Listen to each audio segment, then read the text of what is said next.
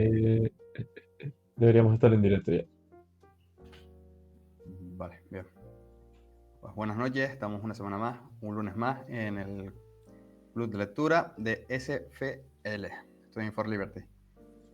Bueno, en esta edición vamos a traer por segunda vez una gran obra de liberalismo, en este caso uno de los mayores referentes de la escuela austríaca de economía, que no es ni más ni menos que Friedrich von Hayek. A continuación le paso la palabra a mi compañero Alejandro para que haga una pequeña introducción de su vida y obra. Bueno, Alejandro. Buenas noches, ¿qué tal? Bienvenidos al Club de Lectura, una semana más, sesión con un libro especial hoy. Tenemos Camino de Servidumbre, de parte de Hayek, un gran filósofo del siglo XX. Yo voy a centrarme un poco, a hablar brevemente su biografía y las ideas que aportó y sus obras. Hayek nació a finales del siglo XIX, literalmente en 1899, y murió en el 92 del siglo pasado. Él se formó en Derecho, estudió Economía en la Universidad de Viena. Esto suele ser típico entre los economistas, que hagan el doblete de Economía y Derecho.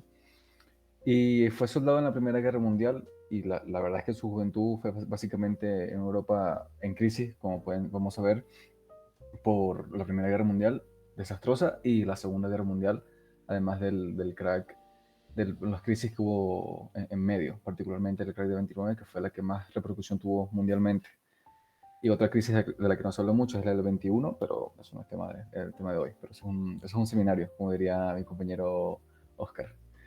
Hayek tiene relación con la escuela austriaca básicamente porque fue alumno directo de Mises, de Ludwig von Mises, y se convirtió, él era un socialista, un tibio, como diríamos a día de hoy, y se convirtió a la escuela austriaca leyendo El socialismo de Mises, que fue una obra que les recomendó a sus alumnos. No sé si todos la aprovecharon como lo hizo Hayek, pero fue un libro que le influyó mucho a entender los errores del socialismo. Luego fue a la London School of Economics y la Universidad de Chicago, y luego en el 74 recibió el Nobel de Economía, que fue compartido, si mal no recuerdo, porque no querían que una persona tan, digamos, radical en sus ideas estuviera como presente en una academia tan importante, y sobre todo porque durante el siglo XX el tema del socialismo, el keynesianismo en particular, la intervención política y tal, era lo que predominaba.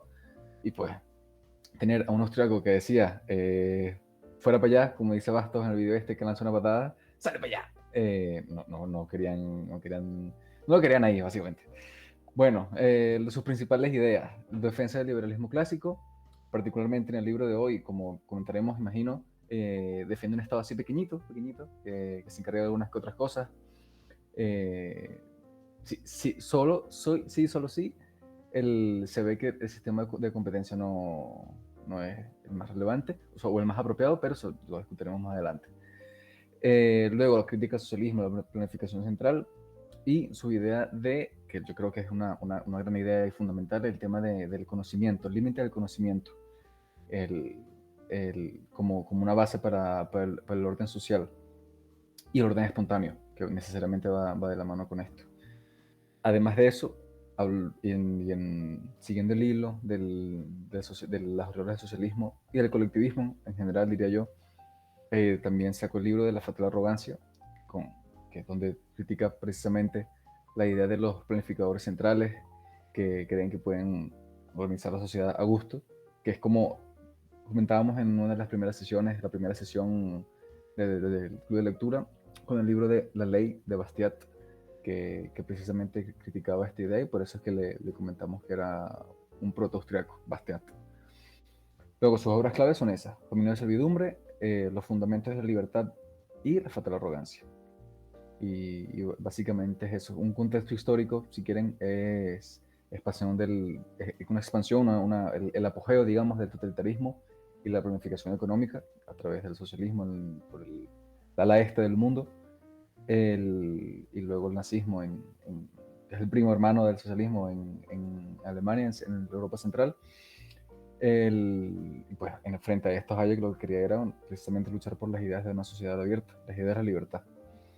Luego, keynesianismo puro, después de todas estas crisis, de todos estos supuestos fallos del capitalismo.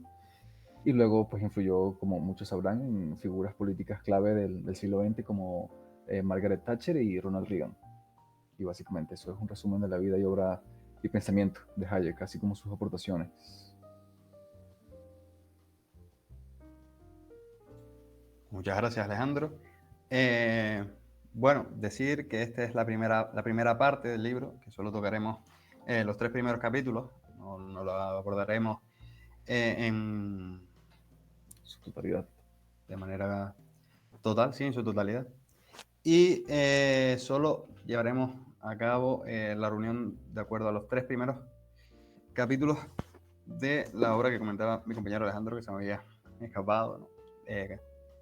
Comentar que es Camino de Servidumbre. Y digamos que es la primera en la cual él se mete en el fango, nunca mejor dicho, porque está justamente lanzada en medio de la Segunda Guerra Mundial. Bueno, sus obras previas tenían relación con lo que era la economía teórica, incluso lo podríamos abordar dentro de lo que era la economía política. Y a partir de aquí va a seguir la doble línea de ser un filósofo, como comentaba mi compañero, y ser un economista. Bueno, por así decirlo, él también lo recalca en el prefacio de esta obra, en el prefacio de esta obra, y va a decir que de alguna manera se arrepiente de haber escrito esta obra porque viene un poco a deslucir lo que serían sus contribuciones en la economía, que van a tener más potencia y más repercusión.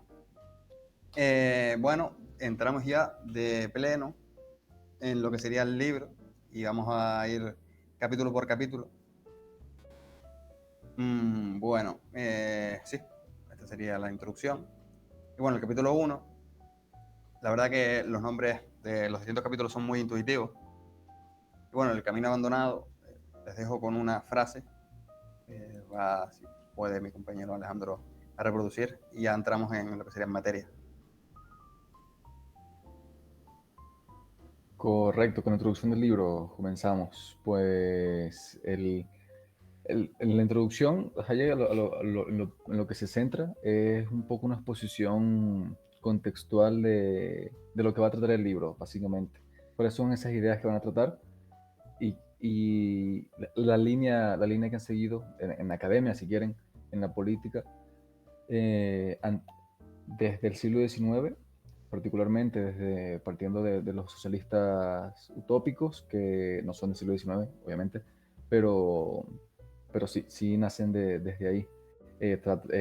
Cita a Saint-Simon, cita a Comte, también de los socialistas alemanes, creo, así como la influencia del liberalismo alemán en otras partes del mundo. Habla de Tocqueville y los peligros del socialismo con la democracia, por ejemplo. Bueno, no sé si esto era en la introducción o en el capítulo 1, da igual, pero lo principal de la introducción es eso. Hayek lo que hace es advertir, nos prepara para entender que lo que va a evaluar es que las ideas socialistas y las colectivistas, perdón, son aquellas que destruyeron la libertad en Alemania durante el siglo XX, y todas esas ideas, particularmente el socialismo, no son algo reciente, tienen que ver con el romanticismo alemán, muy compartido por el fascismo italiano, por parte del fascismo italiano y las ideas de Hitler en cuanto al nazismo. Me gusta, por cierto, que Hayek sea explícito al mencionar al nazismo como nacionalsocialismo. A día de hoy yo creo que se ha perdido de vista que el nazismo originalmente viene del nacionalsocialismo, y creo que es precisamente porque se le llama sencillamente nazismo. El hecho de que se oculte el nacionalsocialismo, creo que es algo seguramente a propósito, cuando aprendemos esto en la escuela o cuando están en los debates políticos, en tertulias, en la televisión, en las redes sociales. Creo que el hecho de que se haya perdido la parte socialista en el partido alemán, creo que es un problema, particularmente para entender el núcleo de las ideas del nazismo y del fascismo. Del fascismo, si quieren, no tanto, lo que pueden convertir en todo caso sería el marxismo. Pero eso. Luego, Hayek habla también del tema de la planificación estatal, de cómo el individuo se ve limitado por la planificación estatal, cosa que desarrolla más adelante. Y básicamente lo que dice es que las personas de su época no se daban cuenta de que el socialismo y el colectivismo eran era el camino que iba a llevar los problemas que hubo durante el siglo, durante el 1920 y 1930, porque creían que el debate dentro del liberalismo contra el socialismo era como lo siguiente. Bueno, sí, ya hemos conseguido ciertas cosas, ciertas ventajas con el laissez-faire, ahora tenemos que preocuparnos por la gente. Y el socialismo dice que hay que preocuparse por la gente y por lo tanto estas son las ideas que hay que tener. Y realmente es lo que menciona creo que en el capítulo 3. El debate entre los fines y medios no era un debate que se le estuviera dando la atención que necesitaba. Y en la introducción es lo que le hace, nos prepara para precisamente lo que va a hablar a continuación. El capítulo 1, Camino Abandonado, el camino de la libertad. Luego, la gran utopía, el debate en torno al socialismo. Y luego el individualismo y el colectivismo, como el capítulo 3, donde diferencia cada uno y retrotrae cada concepto, cada concepto, cada palabra a su definición o a su idea original y explica las diferentes vertientes que han habido alrededor de ellas. Sí, en la introducción recalca mucho y de alguna manera también llama a capítulo a todas las personas que le habían señalado por el hecho de que le reprochaban ese punto de que cómo un economista se iba a meter en cuestiones de política o geopolítica o incluso de filosofía política o social, ¿no? Que ese no era su ámbito y que lo que había comentado era y precisamente tras una serie de décadas se vino a reflejar todo o gran parte de lo que él comentaba en el libro. Y más o menos por arriba dice que hay cosas en las cuales no comparte con su yo pasado, leyéndose a sí mismo, y en otras pues está total o parcialmente de acuerdo, pero que en la tesis global de lo que sería el libro, pues que se sentía orgulloso de lo que había dicho.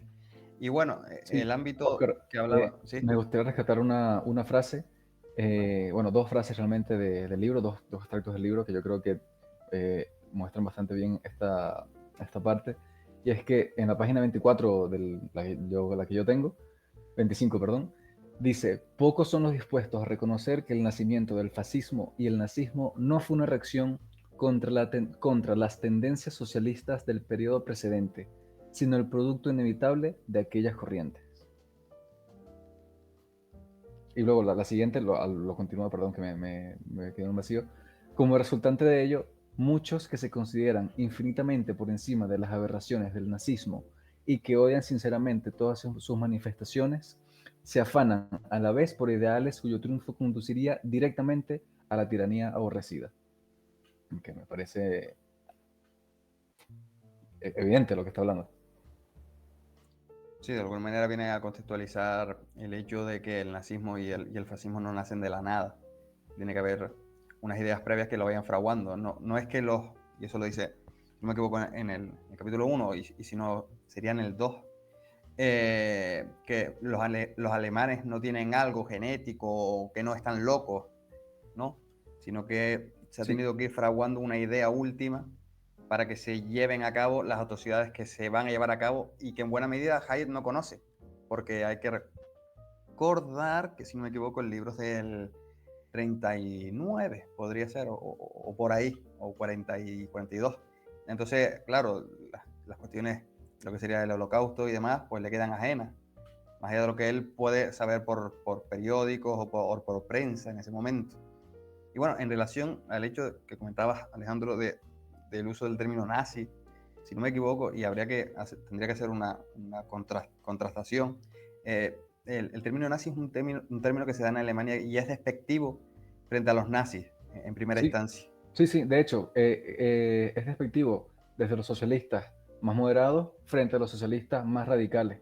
Y de hecho, se le llamó nazi porque en alemán, ahora no recuerdo qué palabra era, la verdad, pero en alemán el sonido, la pronunciación de nazi era muy parecida a otra palabra que significaba como tonto o algo así, no Exacto. sé, y precisamente se las adoptó. Yo durante mucho tiempo creí que nazi era la abreviación de nacional socialista, pero es la abreviación de nacional y ya, no tal. Imagino que a propósito, no sé. Pero sí, básicamente era eso. Era algo peyorativo, despectivo, de los socialistas más moderados frente a estos radicales que eran nacionalistas y románticos y tal. Entonces, sí, sí, sí. Sí, viene al uso por hechos y cuestiones que hablaremos en un futuro sobre el marxismo cultural y demás. Y es Sí, que borrar el socialismo dentro de lo que sería esa frase, ¿no? Esa descripción de lo que es la aberración máxima de la historia, pues es un punto a favor en el camino del colectivismo, lo que sería el socialismo lejos de la socialdemocracia cristiana o tal vez algunas tibiezas, por así decirlo, que no van a ser tan radicales ni tan abruptas. Pero bueno, entramos en materia propiamente dicho. Perdón, rápidamente. Vale, vale. En el Mises Institute pueden buscar a David Gordon. Él tiene varios artículos hablando de estos temas de la relación entre nazismo y socialismo. Se los recomiendo. Muy buenos todos. Bueno, una vez despejado que sería la introducción, entramos en materia con capítulo 1, el abandono, el camino abandonado.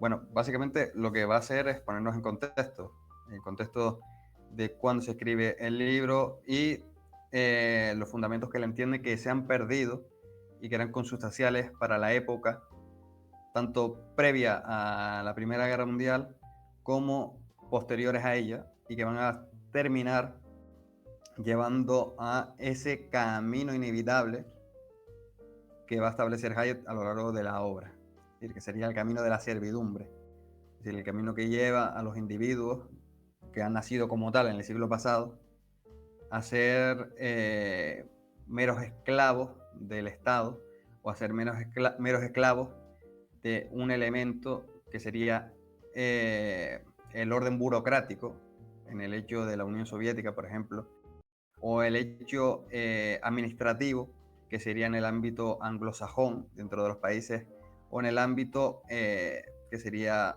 del New Deal en los Estados Unidos. Pero claro, esto es una premonición, es decir, él no lo está viendo, lo está intuyendo. Bueno, hay una cita por aquí, eh, está extraída del libro, si mi compañero Alejandro nos la puede recitar, que tiene mejor voz y entonación.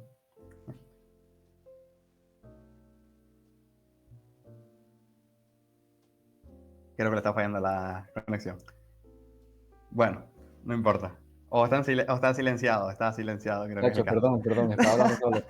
A medida que el control económico es asumido por la autoridad, el individuo queda subordinado a los fines colectivos y su libertad desaparece. Sí, justamente en relación a lo que comentaba, pues es, es, es consustancial la visión tanto económica como política. Y es que en los temas políticos, en los temas económicos, va a seguir la línea de Mises, en el libro que comentaba mi compañero antes, de socialismo, pero le va a dar más un toque ya no de teoría, sino de practicidad. Es decir, esto va a pasar de acuerdo a los principios que se han perdido del siglo pasado, es decir, a los principios del laissez-faire o del liberalismo más clásico a la anglosajona, no tanto en el sentido continental, que sería el laissez-faire, laissez-passer, sería de Say y esa escuela que es liberal, pero que a su vez está en el continente. Por ahí estaba Tocqueville también. Bueno, o el autor que traíamos hace 2 semanas, ¿no? Entonces, este sería el primer capítulo, que es una introducción muy básica de lo que se va a ver en el libro, que es muy habitual en Hayek, sobre todo. Suele dar pequeñas pinceladas para después ir dándole más detalle a su obra, ¿no? Valga ahí el punto, la relación. Bueno, el segundo capítulo sería La Gran Utopía, y ya no solo viene a hablarnos de cómo sería imposible ese socialismo que también se ha pintado por el hecho de que el capitalismo no ha venido o no ha podido suplir los aspectos que se le veían de manera idealizada y que van a servir, sí, que se le va a requerir al capitalismo que cumpla una serie de cuestiones que en el corto plazo no va a poder cumplir, pero es que el socialismo, por así decirlo, tampoco. Lo que pasa es que va a caer la sociedad europea en ese idealismo fruto del siglo XIX y las visiones, sobre todo, del socialismo utópico, que van a nacer con Saint-Simon, ¿no? De esa super sociedad que va a venir en el futuro y que no va a poder venir de la mano de algo que no sea dirigido. Esa va a ser la cuestión de lo que sería esta obra, ¿no? El dirigismo político frente a la libertad individual, frente a las visiones políticas alejadas de lo que sería la coacción, ¿no? Entonces, de Saint-Simon pasamos a Comte, por ahí también va a venir Marx y ese idealismo, sobre todo es continental, sobre todo es alemán, y va a haber una efervescencia que va a dejar al capitalismo o incluso al liberalismo como un agregado de esa visión, como algo que no termina de satisfacer las necesidades últimas de los individuos, y van a crearse esas colectividades que van a luchar por sus movimientos, por sus visiones de lo que sería la historia, la política, la sociedad, y vamos a entrar en el colectivismo versus el individualismo. Va a venir lo que sería la Unión Soviética, va a llegar el régimen nazi como fundamento último de ese idealismo alemán. Pero bueno, les dejo con otra cita que explicita mejor que un servidor lo que sería este capítulo. La libertad fue valorada porque permitió al individuo desarrollarse, no porque garantizara que todos fueran iguales. Exacto. De alguna manera podemos entender que lo que sería el capitalismo va a llevar a una mejora de las condiciones de vida de los individuos, pero lo va a hacer a costa de establecer unas desigualdades muy manifiestas. Claro que todos vamos a vivir mejor, pero van a vivir unos mejores que otros. Pero claro, si nos centramos en que unos van a vivir mejores que otros, no nos centramos en la capacidad que vamos a tener nosotros de progresar, pues vamos a crear rencillas entre etnias, entre, por así decirlo, y aplicado a los términos de la época, las razas, aplicando términos marxistas, las clases, o aplicando cuestiones más de ámbito nacional, como serían los países, las grandes Alemanias, las grandes Italias, las grandes Francias, y va a fraguarse ahí un final fatal, más allá de lo que sería la colaboración entre países, entre regiones, entre pueblos, que era el fruto del crecimiento a lo largo del siglo anterior. Sería el laissez-faire, ¿no? Frente al mercantilismo y las visiones más militaristas del siglo anterior y principios del siglo XX. Bueno, pasamos al siguiente capítulo, que en mi opinión es el mejor de todos, básicamente porque viene a traer conceptos que son fundamentales dentro de lo que es la visión de la escuela austriaca de economía, y que va a fundamentar lo que sería una diferenciación clara entre el individualismo y el colectivismo. A su vez, viene a echar por tierra muchas de las visiones que se suelen hacer a partir de la falacia del hombre de paja sobre lo que piensan los liberales, o en concreto la escuela austríaca, y es el hecho del el individuo como una persona que convive con otra serie de personas y que está inmiscuido de manera clara, de manera inseparable de un contexto político, social, económico. y además cultural. No es un átomo, es decir, no es una persona que viva en la nada, es decir, no es el individuo por el individuo, es una serie de relaciones, de instituciones, que es un aspecto muy importante dentro de la obra de Hayek, las instituciones sociales, ¿no? Como elemento evolutivo. Pero bueno, no me salgo del caso y le doy paso a mi compañero, porque esto será cuestión de otras obras de Hayek que pretendemos traer, que valen mucho la pena. Sí. La planificación exige que los deseos de unos deban ser sacrificados para satisfacer los de otros, y depende de quien tenga el poder de decidir cuáles deben cumplirse. Esta frase me recuerda a lo que decía Bastiat acerca del Estado, esa gran ficción mediante la cual todo el mundo pretende vivir a expensas del otro. Está aquí está puesta de manera diferente, pero básicamente habla de lo mismo y lo trae al caso de Hayek.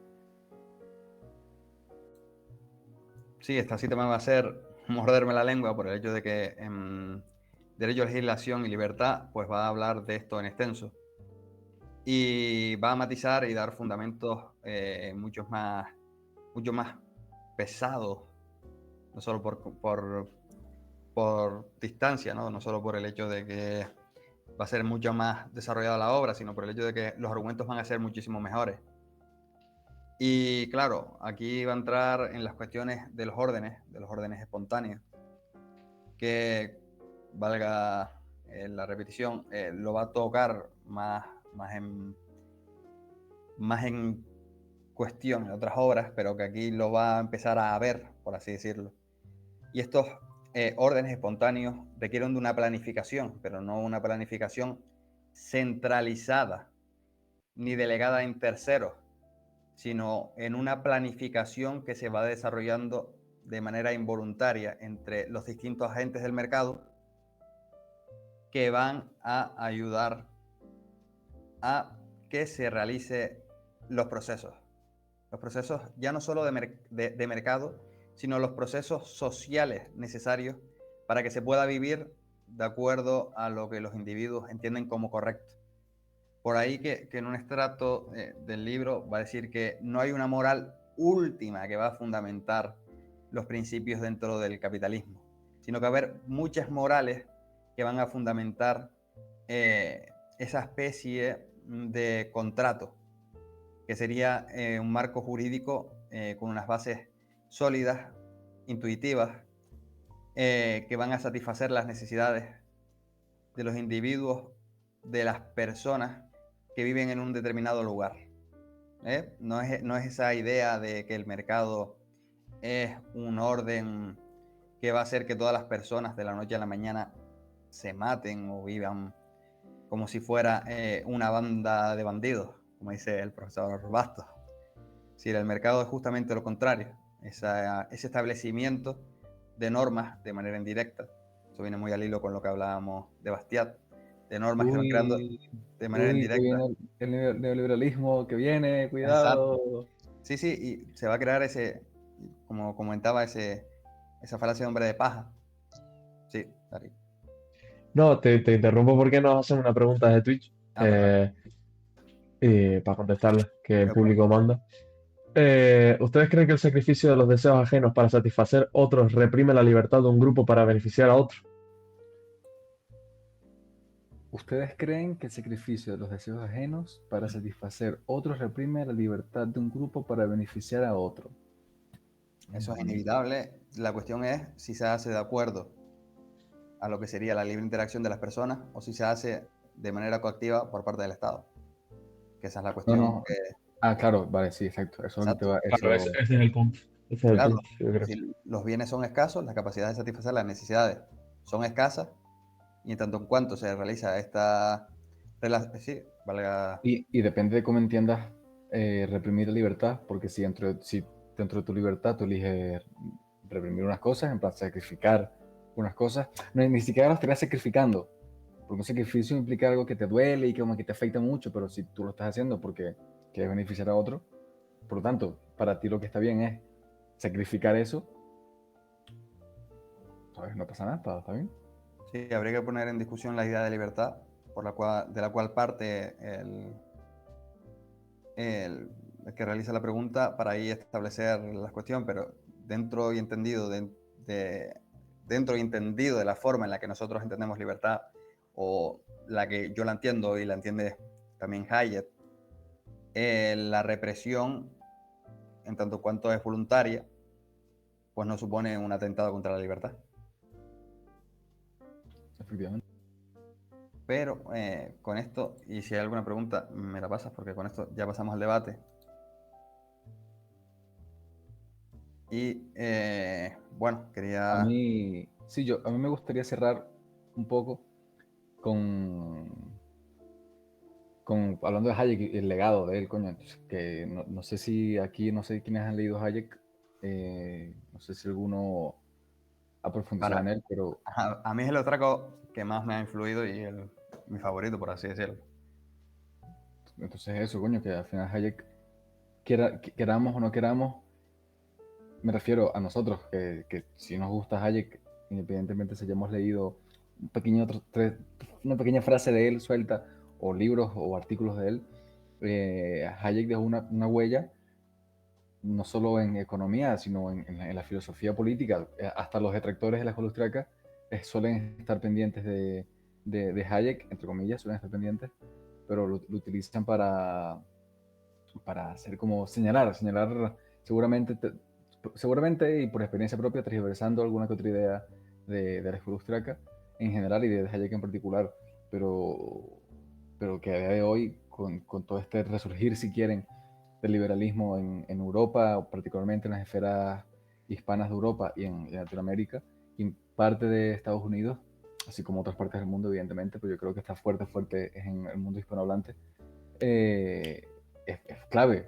Hayek, la crítica al intervencionismo, las ideas del liberalismo, el repensar el papel del Estado, la sociedad, el orden espontáneo de la sociedad y de la política, si quieren, desde abajo. Yo creo que el legado de Hayek es bastante pertinente. Y esta obra, o este libro, eh, por lo menos en estos 3 capítulos, yo nunca lo había leído, lo estoy leyendo ahora con el club, y estos 3 capítulos son maravillosos. En plan, los estoy leyendo y parece que el libro se escribió hace 2 años, 3 años, ¿sabes? O sea, es increíble, increíble. A mí yo quería destacarlo porque vale la pena Hayek. Sí me he leído algún que otro artículo de él, buenísimos también. Totalmente. Y además, aparte de la actualidad que sigue teniendo el libro, que el propio Hayek la comenta, como dijo Oscar al principio de la introducción, ¿no? Que él incluso años después pues revisita para hacer un prólogo y dice que está orgulloso de lo que había escrito. Creo que también me encanta el estilo que tiene, ¿sabes? Porque hemos leído a lo mejor otros autores y demás que yo creo que tienen un estilo bastante más oscuro, se expresan a lo mejor peor y creo que incluso en otro directo ya lo había comentado Oscar también, en plan, que el propio Hayek, la verdad que escribe súper bien, va hilando las ideas y te queda todo súper clave, o sea, súper claro y, y tú, me gusta cómo estructura el libro, o sea, los capítulos son súper cortos, pero van a la idea, tienen una idea clave, la expresa en un par de frases, te queda clarísimo y puedes pasar al siguiente y cada capítulo se va hilando con el anterior y va desarrollando la idea al final de esta, pues la idea última que es argumentar qué es este camino de servidumbre, ¿no? Y cómo se llega a él. Y pues eso me parece lo más destacable de los 3 primeros capítulos, quitando por el propio contenido, sino, o sea, como tal, el estilo en el que escribe Hayek y cómo estructura sus ideas. Sí, yo creo que, como comentaba antes, es la primera obra que no es de economía como tal. Y aprendió de el chasco que se mete con la teoría pura del capital. Y es que la teoría pura del capital es una de sus obras cumbre, pero no hay quien la lea. No hay quien lea esa, ese libro, porque la verdad es que está estructurado de manera lineal, pero por párrafos. Y no sigue una línea lógica y hay muchos conceptos que se quedan en el aire continuo y constantemente. Y claro, da el salto a lo que sería el ensayo y aquí se va a desenvolver un poco mejor. Y sí, el hecho es que yo creo que él no escribe, sino que dicta. y después se lo reescriben, ¿sabes? Lo que está dictando. Porque tiene recuerdo que hace un agradecimiento a algunas de sus escribas, porque fundamentalmente eran mujeres. Y, y por ahí que al igual él dictaba y no escribía como tal.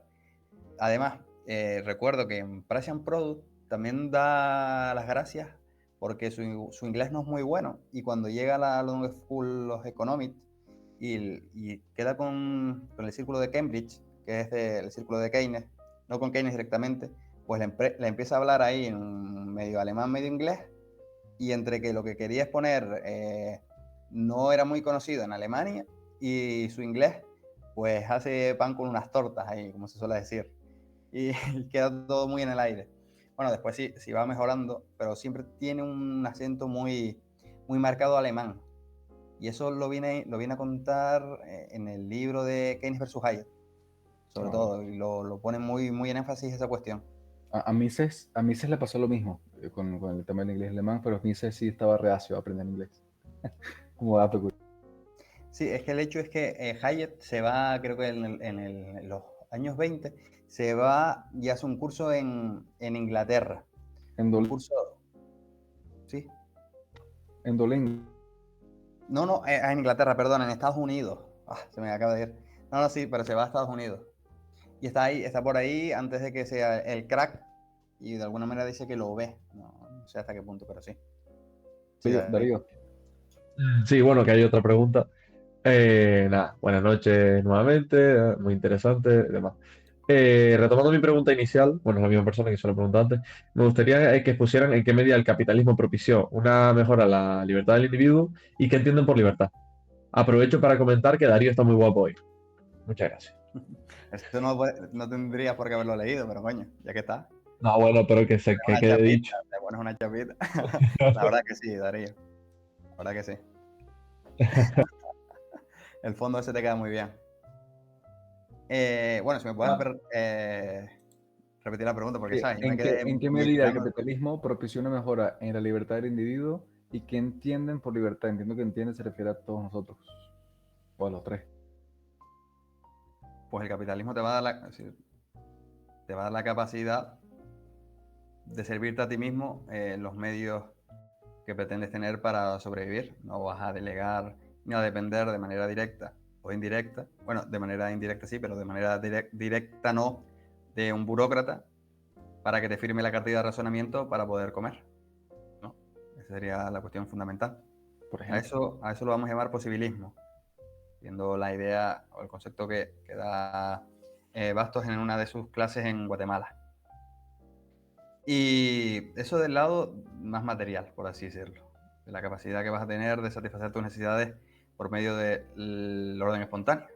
Sería un término hayekiano, ¿no? Que viene a ser la contraposición o el refinamiento de la mano invisible de Smith. Y del lado de la libertad como tal, o de la forma en la que entendemos la libertad, es la ausencia de coacción física o institucional. Y lo viene a refinar muchísimo mejor. Y sí, la cita que repite mucho Milei, de, De Venegas, Lynch. Hijo. Javier Venegas, hijo, eso. Javier Venegas, hijo. Eso. No, Y Alberto Venegas, Lynch. Hijo. Alberto. Nada, ¿sabes? A Aquí ver, estamos tirando piedras contra la escuela austríaca. a ver, Así que Él quería dice, añadir algo. Quería añadir algo si no es mucha la molestia. Bueno, voy a tratar la cuestión lo más serio que se pueda, debido a que yo creo que se lo merece. Sí, bien, la pregunta es bastante interesante porque habla de definir en sí qué es el capitalismo y qué es la libertad. Debate que se ha llevado durante mucho tiempo, que incluso tú puedes ir a qué se le acuña o quién es quien utiliza en primer lugar o define el capitalismo como un sistema económico y termina siendo Marx. Entonces, ¿qué es el capitalismo en sí? Podría definirse como una herramienta en la que la persona capitaliza, obtiene recursos, gestiona, invierte, ahorra, invierte, y eso sería capitalismo. ¿Se puede un sistema capitalista sin libertad? No, eso es así. ¿Por qué? Porque en primer lugar no serían tus recursos.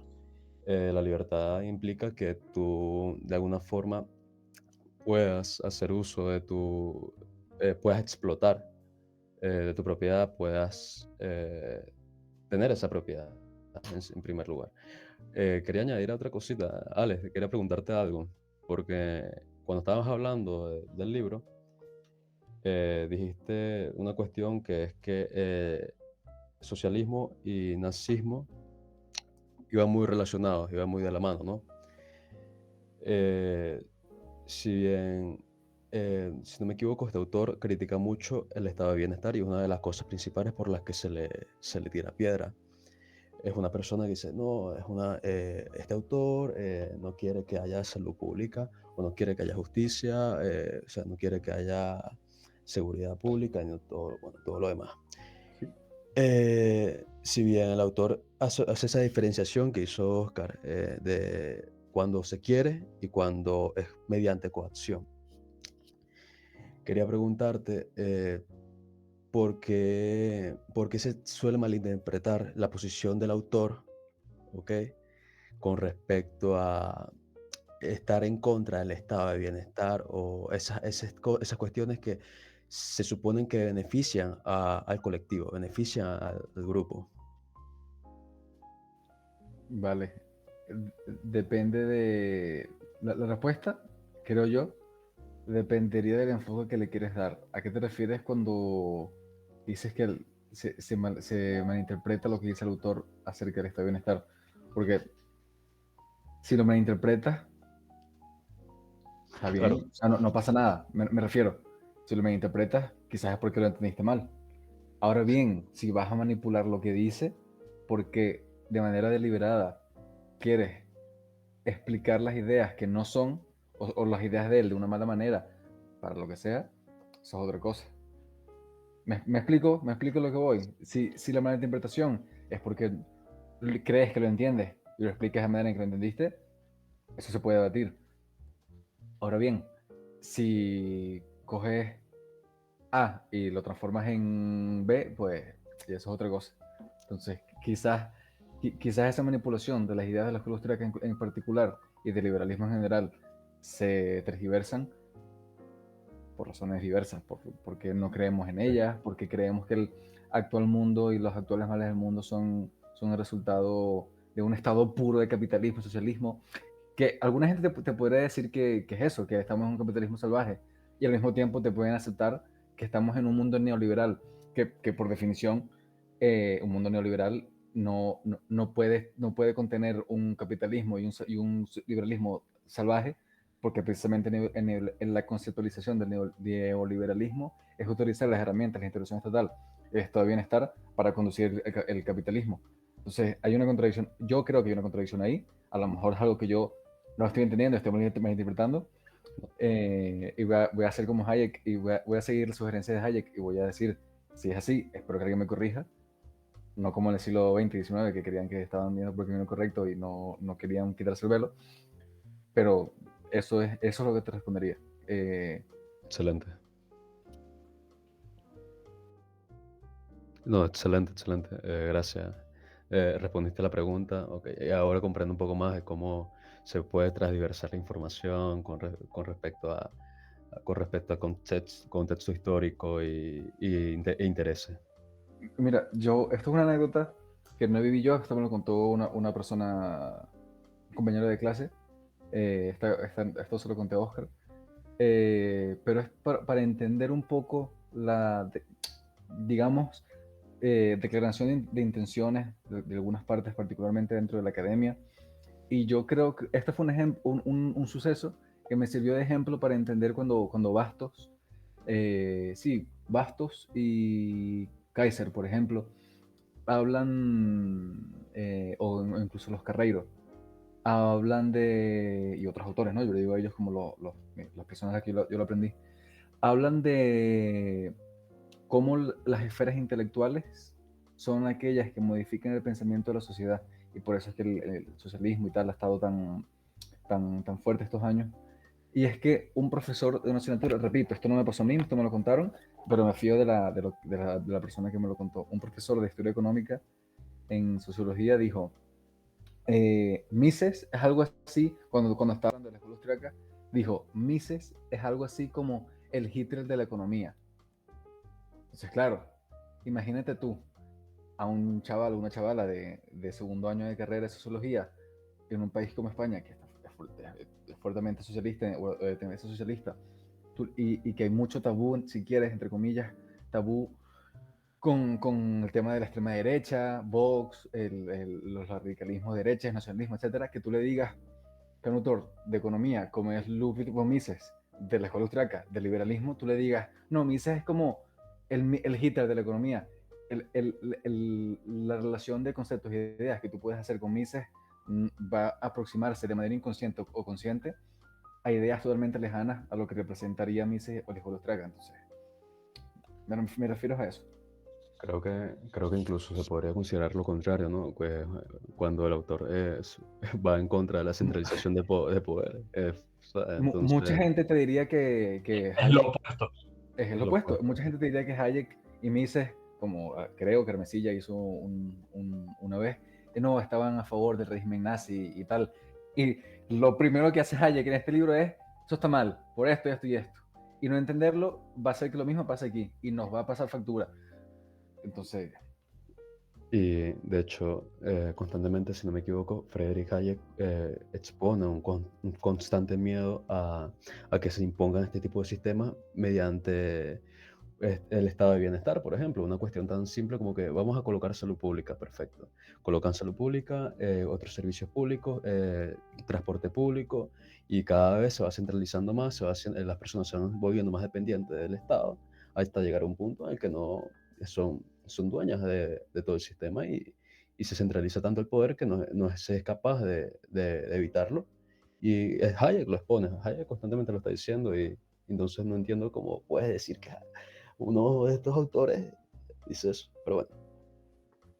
una mala intención probablemente. Yo sí, aquí yo no he leído en profundidad Hayek, he leído parte de Derecho, Legislación, Libertad, no he terminado, estoy empezando a leer este, y como dije antes, leí algún otro artículo, no conozco la maduración o el proceso de Hayek desde que fue alumno, si tiene algún escrito, que creo que lo referencia en este libro, a, a ese libro que fue el último, de Derecho, Legislación, Libertad. Fue el último que escribió. No conozco el proceso de maduración y en ese libro no he identificado yo aspectos de minarquismo o de liberalismo clásico, sí lo he visto bastante más, si quieres, anarquista. Pero aquí, por ejemplo, sí se le nota bastante el liberalismo clásico, por lo que dijiste antes. Es verdad que critica el suministrar o sí, el ofrecer esos servicios de manera estatal, pero dice, bueno, es verdad que hay algunas cosas que si el sistema de competencia y de precios no logra hacerlo, si quiere tener eso, bueno, que vale, pero que no se impida que el mercado pueda ofrecer esos servicios. Lo quiere ofrecer el Estado, vale, pero que lo ofrezca también el mercado si el mercado estima que puede. Entiende ese mercado como la relación, lo que dijo Oscar antes, y la relación de las personas, como algo social, si quieres. Social en el sentido de sociedad, no el social izquierda, cuidado. Sí, cabe apuntillarte, Alejandro, que dice, hay muchos aspectos que yo puse en este libro con el fin de no ser tan polémico en cuestiones relacionadas con la intervención del Estado por el hecho de la guerra. Lo dice en el prefacio, si no me equivoco. Y ahí, No leí nada de eso, lo siento. y por ahí que cuestiones como esas van a ser importantes, pero en ese ámbito de pensamiento va a estar mucho la escuela de Chicago. Sí, el Milton Friedman, Okay. en su libro... Rayo, es broma. En su libro de la libertad, no me viene ahora, me lo pueden buscar rápido. ¿El fundamento de la libertad? Creo que no. De Hayek, dice. No, Perdón. Friedman. De Libertad. Friedman. Libertad de elección, libertad de elegir. No, ese no es. Libertad. Capitalismo, libertad, entonces, no sé. Puede ser. No me viene ahora. Te lo busco y te lo digo. Vale, Sí, vale. Ahora no sé, no me sale de Pues Friedman. en ese libro viene a dar su ejemplo de Capitalismo y libertad. Ese es, sí. En ese libro viene a dar el ejemplo de si haría una carretera o un colegio en un lugar muy alejado de la civilización. No, no, con el ejemplo del voucher, de los vouchers. Habla mucho Milei, o ha hablado mucho Milei sobre ellos, ¿no? Si lo haría, si el Estado no puede satisfacer las necesidades de un lugar que está tan alejado de la sociedad como para que no llegue ese servicio, debería hacerlo el Estado. Sería la afirmación de Milton Friedman, y sería muy en la línea de este liberalismo clásico que habla Alejandro. Y sí, aunque Hayek no llega a ser una obra de tanta potencia, por así decirlo, en la cual él establezca su ideal de lo que sería la sociedad. Es decir, él no dice que tiene que ser así, pim, pam, pum, pim, ¿no? Él viene a dar muchas ideas que van a fundamentar ciertas visiones de la libertad como tal, es decir, de lo que sería la sociedad libre, de libre interacción de individuos, ¿sí? Pero no viene a decir hasta qué punto debe entrar o no el Estado y hasta qué punto el Estado es necesario o no. Hay aspectos en Derecho, Legislación y Libertad que dejan entrever que él cree en un Estado muy pequeño, incluso asistencialista. Por ahí hay vídeos, sobre todo del Juan de Mariana, en el cual Juan Ramón Rayo lo analiza y es conveniente verlos previamente a la lectura del libro para darse cuenta, porque si haces una lectura muy, muy de pasada, a lo mejor ni es tan perpicajo, son tan pequeños los detalles que van de pasada. Pero por ahí se ha criticado, perdóname Darío, rápido, la cuestión de el ingreso mínimo vital. Y es que es ese justo el aspecto en el cual Hayek dice que está a favor de un ingreso mínimo vital, pero no de una, de una renta mínima básica, no de un ingreso vital, o al revés, ahora, y eso me queda fuera de juego, me estoy metiendo en un berenjenal.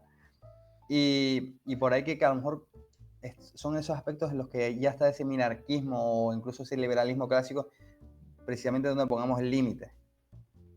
Pero sí, en otros aspectos, como comentabas Alejandro, es totalmente anarquista, aunque por ahí no se ha entrado tanto en materia, cuestiones de derecho, cuestiones de defensa y demás, que sí vamos a ver más en el futuro y que vamos a traer al club de lectura con autores incluso que son canarios o que residen en Canarias, incluso con autores tan potentes como Bruno Leoni, recomendado queda. Y bueno, sí, Darío. No sería malo, No, no sería malo. yo. Se me está escuchando, ¿no? Sí. No, yo iba a hacerte una duda. Lo que pasa es que te estaba levantando la mano porque te iba a cortar un poco el hilo que estabas haciendo como argumental, lo estabas desarrollando. Entonces, Bueno. sobre lo que dijiste al principio, un poco que en este libro, Hayek se muestra con un tono más moderado. Efectivamente, tibio, diría alguno. Pero mi pregunta es si tú consideras, o bueno, o los demás, te lo pregunto a ti porque eres el que lo dijiste, que al final el éxito que tiene este libro, porque al final yo diría que es la obra más conocida de Hayek, ¿no? Por bastante. Y una de las más conocidas dentro de lo que es el movimiento liberal y demás. Si se debe a ese formalismo, si se quiere decir así, o este relajo en sus ideas, precisamente por el hecho de la guerra, es lo que hace que al final haya calado en las ideas. Y enlazando esa pregunta, si este entibiar las ideas es una buena práctica para hacer llegar las ideas más extremas, como pueden ser las nuestras, a lo mejor, que somos, pues aquí yo creo que somos casi todos minarquistas o no sé si alguna anarcocapitalista, si esta estrategia es buena o es mala para difundir las ideas de la libertad. No sé qué les parece. A cierto punto es buena. Lo que pasa es que engañar a la gente nunca viene de todo Claro. bien. Hay que entender también que hay un contexto bélico y que no lo puede obviar básicamente porque, hablando feo, puede salir muy perjudicado. De hecho, sale perjudicado por el libro. Dentro ¿Dónde está de la él esfera. cuando escribe el libro? Él está en Inglaterra, pero dentro de la esfera intelectual, de hecho él lo comenta en el prefacio, Ajá. o en los prefacios lo comenta, ¿no? Que muchos de sus compañeros se lo van a tener en cuenta, la escritura de este libro, y le van a tener en cuenta que se saliera de lo que era su ámbito, que como comentaba antes, es la economía. Y claro, va a ser el libro más famoso de Hayek, uno, porque Derecho, Legislación y Libertad es muy largo. La segunda parte de Derecho, Legislación y Libertad, que es donde se mete con la justicia social, va a ser importante y va a ser muy leída, pero no va a ser una obra como tal, sino va a ser un título lo que va a dar el impulso a esa trilogía. Y después tiene esta obra de la fatal arrogancia, que a mí me parece más importante que esta en el plano filosófico político. Y después tiene las económicas, pero es decir, para entrar en las económicas no es cuestión de leer y de opinar, como si posiblemente se puede hacer, aunque sea un poco de fatal arrogancia, valga el título de su último libro, para opinar. Entonces, claro, si no tienes las bases económicas, pues poco puedes comentar, pero si tienes las bases de haber vivido en la sociedad, ¿no? Para opinar o no si está el socialismo bien o si o tiene que existir más socialismo y tiene que intervenir más o menos el Estado porque el capitalismo no está satisfaciendo las necesidades y entrar en esa burbuja que se va creando y es lo que él está denunciando en última instancia. Por eso es choca, por eso él es quien se va a tragar toda la basura de ir a la contra de, uno, los conservadores y dos, de las alas más progresistas y revolucionarias de lo que sería tanto el Reino Unido de su época como del otro lado del charco, y ni qué decir los alemanes, que en esa época estaban en lo que estaban, los italianos y los franceses. No sé si tienen... Sí, Sí, creo que sí, Bueno, Sebastián. bueno, gracias. Y como sí, es verdad que, a ver, que no se me vaya lo que vaya a decir, que sí es verdad que el mensaje como que fue muy adaptado al contexto histórico, fue muy, de hecho, Hayek en ningún momento hace ningún juicio, bueno, sí puede que se destaca por hacer en pocas ocasiones juicios de valores, o sea, no suele hacer juicios de valores, es decir, no suele decir que el socialismo está bien o está mal, simplemente está diciendo que esto tiende a esto y a esto, es consecuente, busca explicar más son las consecuencias de dicho sistema o dicha ideología o como quieras llamarlo. Entonces, claro, tienes por una parte ese contexto histórico que lo dificultaba expresarse de una forma más radical, haciendo un juicio de que mira, si esto está mal porque, etcétera, o está bien porque, etcétera. Entonces, claro, tienes eso por una parte y por otra a ver, como autor tú necesitas que te lean y si es verdad que tú no puedes mentir mentir está mal de alguna forma, pero sí es importante adaptar el mensaje. Yo pienso que es importante adaptar el mensaje para que sea de entendimiento, ¿sabes? Para la mayor cantidad de personas posible. Un panadero no va a saber de economía en la mayoría de ocasiones, pero puede entender si se lo explica de la forma correcta. No me acuerdo qué autor decía que todo se puede entender con una buena explicación. Y nada, quería comentar eso de que sí, es verdad que el mensaje se adaptó y que Hayek nunca dijo que era bueno o era malo, sino que fue lo que hizo fue recalcar cada uno de estos temas, aspectos de socialismo y nazismo y todo lo demás.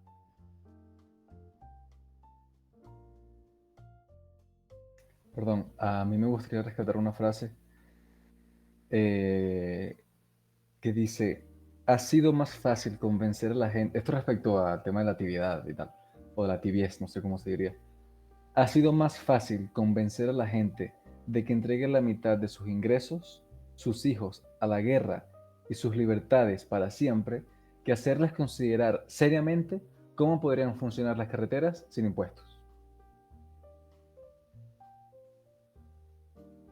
La frase es Stéphane Molyneux, no sé cómo es en francés. Y por ejemplo, Sebastián, estoy viendo aquí, busqué quién era este señor se supone que es capitalista y ha participado con cosas del Mises Institute y tal.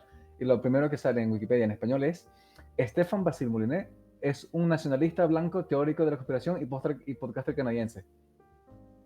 Y tú quedas en plan, ¿what? ¿Quién es este tío? Entonces, ¿ves? A ese tipo de cosas me refiero. Que yo Falta, ni siquiera sé, ni falta siquiera sé colocar, qué ha dicho. falta colocar privilegiado, ¿no? Sí, sí, sí. Bueno, no, En no tanto, porque Wikipedia. es calvo. A lo mejor le tienen condescendencia. No, broma, broma. Sí, pero Entonces, claro, me puse a leer un poco así por encima qué ha pasado y que ha comentado unas cosas de a ver, típicas. esa Pero idea bueno, aparte de que si es verdad que la sociedad o el ser humano por instinto suele no querer responsabilidades, no quiere asumir ciertas responsabilidades y la libertad conlleva responsabilidades, ¿no? Entonces, sí es verdad que si mi grupo si mi grupo, por así decirlo, mi pueblo, elige mal la construcción de una carretera, eh, psicológicamente puede afectarte y en cambio otorgas esa libertad, ese poder, o sea, esa responsabilidad del Estado de hacer lo que le dé la gana con tus hijos, con tus calles, con tu casa, con tu dinero, para de alguna forma deshacerte de esa responsabilidad. Por eso es hace, fácil el discurso. hace un tiempo, como un año y medio, 2 años, leí en Instagram una noticia perdón que no se me ve la cara, de una noticia de un tío, un señor, no un tío, no. Vi la noticia de un señor en Italia, en un barrio de Italia, que había una calle que llevaba mucho, mucho tiempo sin ser asfaltada y tenía unos problemas. El señor la asfaltó por su propia cuenta, resolvió el problema que todo el barrio se estaba quejando. La administración local le obligó a pagar una multa, le obligó a él mismo quitar lo que había faltado, pagarlo por sí mismo y la calle creo que no se faltó tampoco en el corto plazo. No sé si se faltó, la verdad. La noticia no incluía ninguna referencia a si se había faltado. Entonces, imagínate, incluso habiéndote responsabilizado para tu comunidad. Diría Miguel Ancho Bastos, son una banda de mafiosos. No, diría Miguel Ancho Bastos. No, sí, quieren hacerte dependiente de alguna forma. Siempre van a buscar que seas, formas parte de ellos. eh, no con ellos, ojo, eso es importante. Y, y crear esa dependencia, ¿no? Lo que llaman el padre Estado. El, tú como niño que no puedes asumir responsabilidades, nosotros lo hacemos por ti y nosotros te cuidamos. No te preocupes que nosotros te cuidamos. Y cada vez te van haciendo más dependiente. Y eso se ve en muchos países. Tienes un ejemplo, Cuba. Todo Estado es un modelo idílico para cualquier Estado, ¿no? Para cualquier gobierno, el hecho de que el ciudadano sea totalmente dependiente de él, porque significaría el poder central, total, absoluto, ¿no? Totalitario del Estado, de la nación. Entonces, si tienes el ejemplo más radical, ¿no? Sería Cuba, que Cuba se le fueron privando de sus libertades, cohibiéndolo de responsabilidades, quitándole responsabilidades.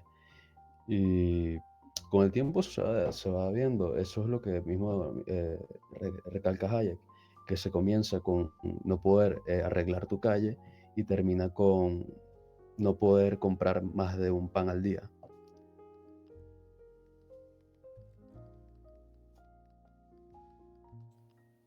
Pues sí, la verdad, y la cuestión es que muchas veces no hay vuelta atrás.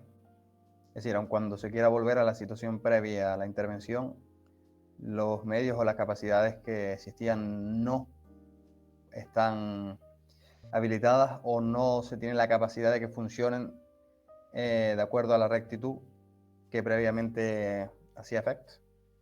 Y eso también es una paradoja, por así decirlo.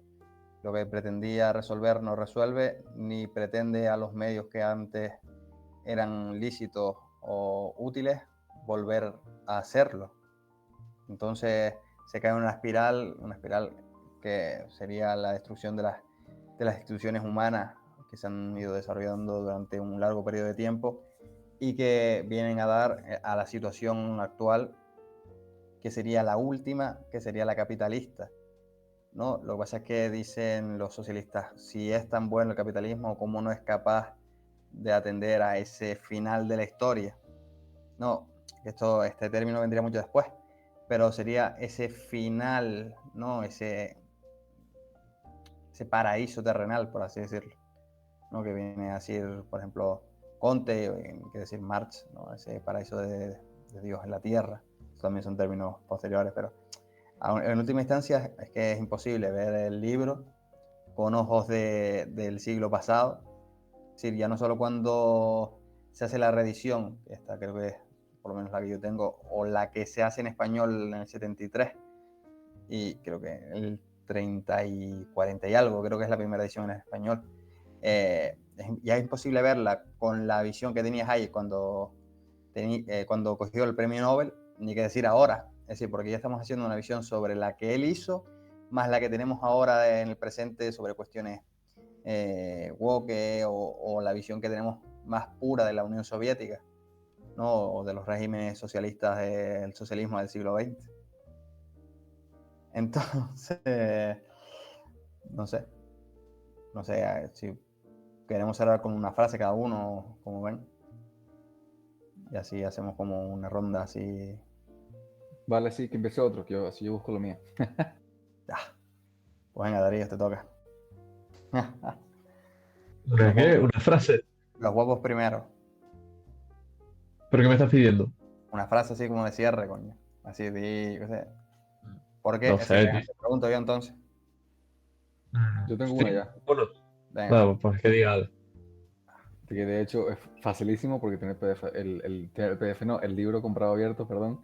Eh, y es con el que comienza el capítulo 3, que me recuerda de hecho a este graffiti que hemos visto en Canarias de cierto colectivo o grupo que dice Canarias libre y socialista, que es un oxímoron si quieren, o no sé si un oxímoron o una antítesis, ahora no recuerdo exactamente cuál le aplicaría más. Creo que una antítesis, de hecho. Pero bueno, la frase sería la siguiente. Los socialistas, es con la que abre el capítulo 3. Los socialistas creen en dos cosas que son absolutamente diferentes y hasta quizá contradictorias: libertad y organización. Me parece pertinente. Yo, si quieren, me puedo adelantar un poco en el capítulo 10, haciendo referencia también al mismo libro. Lo de todo poder corrompe y el poder absoluto corrompe absolutamente. Pues sí, una frase de Buenísimo. Lord Acton. Sí. Sí, sí. Acton. Me encanta ese Bastante clave ese autor. Pretendemos traerlo también, gracias, Luis, por la verdad que esa frase es de peso. Nada. Venga, Sebastián, te la paso. Remata. Saltándotela, ¿no? Saltándotela. A ver, una frase, la más elaborada que se me puede ocurrir a la mente, que de una forma resume, ¿no? El día de hoy. Resume más o menos la idea de Hayek. El socialismo no funciona y ya está. Creo que esa es la frase, ¿no? El socialismo no funciona. Y no es porque sea bueno o malo. El socialismo no funciona. No hay cálculo económico en esa idea. Entonces, el Estado no puede hacer cálculo económico. Nada público puede hacer cálculo económico. No me acuerdo perfectamente qué autor lo dijo, pero creo que esa es mi frase de cálculo económico. Bien, Darío. Bien, yo, una frase sacada del mismo libro. La planificación conduce al totalitarismo porque concentra el poder en la mano de unos pocos y donde hay poder absoluto no puede haber libertad. Creo que es un poco la síntesis general de lo que es la obra completa de Hayek. Y eso, me parece que está bien elegido. Pues nada, ya con esto cerramos. Darle las La tuya, ¿no? gracias. Oscar no dice frase, Oscar no dice frase. No, bueno, en general, pues mi frase pasa por el título mismo del libro y es la visión del camino de servidumbre traído al siglo presente y la visión que hace Hayek sobre la idea de tolerancia. Y es que si él pensaba que estaba prostituida la idea de tolerancia cuando él escribió el libro, pues hoy esa tolerancia rancia que se hace por parte de la izquierda está más viva que nunca. Y es que cuando unos dicen tolerancia, lo que quieren hacer es callar al contrario y ser tolerante solo con sus principios e ideas. Alejandro. Sí, quería comentar dos cosas. Por ser el primero, voy a rogarme el derecho absoluto de rescatar otra frase, sobre todo de una cosa que me gustó mucho, es cuando en el capítulo 2, creo, sí, cuando Hayek empieza a hablar del tema del socialismo y de cómo aquellas personas que estuvieron en Alemania y que vivieron tanto el nazismo como la revolución stalinista en la URSS, empieza a hablar de diferentes anécdotas, sí, declaraciones, no me va a hacer ahora una palabra diferente, pero declaraciones de estas cosas en el mundo en el siglo XX, y cita Hayek a Max Eastman, que por lo visto, un viejo amigo de Lenin, hizo una pequeña búsqueda cuando estaba leyendo, y por lo visto eran muy estrechos amigos. Cita aquí Hayek de Max Eastman en un libro que él publicó, y dice lo siguiente. Dice Hayek: Max Eastman se vio obligado a admitir que, cita a Eastman, en vez de ser mejor, el estalinismo es peor que el fascismo, más cruel, bárbaro, injusto, inmoral y antidemocrático, incapaz de redención por una esperanza o un escrúpulo, y que es mejor describirlo como superfascista.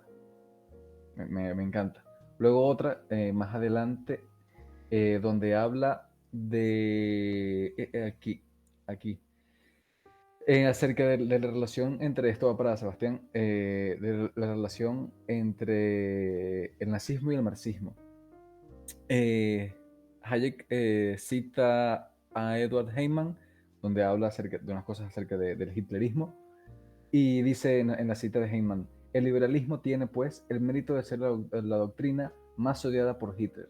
Hay una nota a pie de página donde Hayek dice que conviene notar a este respecto que, cualesquiera que fuesen sus motivos, Hitler consideró conveniente declarar en uno de sus discursos públicos en febrero de 1941, sin ir más lejos, que fundamentalmente nacionalsocialismo y marxismo son la misma cosa, y hace referencia al donde fue publicado o recogido este discurso. Lo busqué, está en archive.org, puedes descargarlo, lo tengo descargado, lo puedo compartir si quieren, y el documento lo recojo y tal cual dice eso.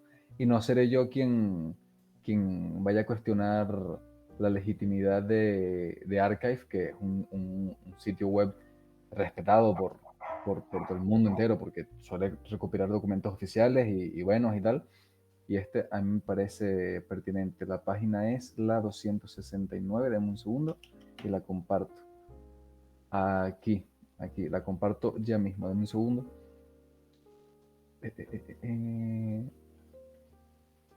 Compartir. ¿Cómo se comparte? Ventana, no, pestañas. No. Si no, el servicio técnico, tengo por aquí arriba, no sé si todos los vemos en el mismo lugar, pues lo dejan en los comentarios, en la caja de comentarios de YouTube. Ya estoy, creo. ¿Se ve? No, vale. ¿Se ve? Sí, sí. Sí se ve, se ve. Perfecto. Aquí. Básicamente aquí. En conclusión, dijo Hitler, dijo que el país había break away from se había deshecho de los viejos partidos burgueses. Cita Hitler. Básicamente, nacionalsocialismo, básicamente, Hayek lo traduce, o en el libro está traducido como fundamentalmente, nacionalsocialismo y marxismo son lo mismo. Aquí está, el documento está online, lo pueden consultar.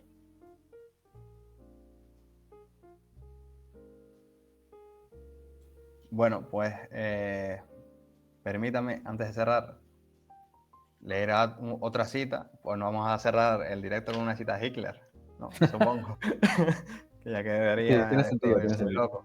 Pero bueno, pues. Sebastián. No, porque no se puede. Vale, bueno, creo que hay una pregunta de Joey Joe 808 y dice: entonces, ¿los socialistas son de izquierdas o de derechas? Yo creo que él sabe la pregunta, él sabe la respuesta. Él sabe la respuesta, pero bueno, no sé si Alejandro le quiere contestar.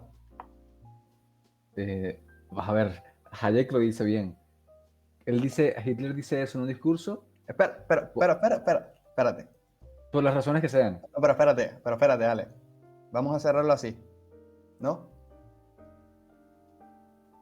No sé si me ¿Eh? escuchas ahora. Sí, te escucho, pero No, es decir, y cuando yo termine la frase, cierras el directo, servicio técnico, ¿vale? ok. Bien. Yo ya dije lo que quería decir. Vale, la frase es la siguiente. El libro empieza con una cita, bueno, con una frase que dice, a los socialistas de todos los partidos.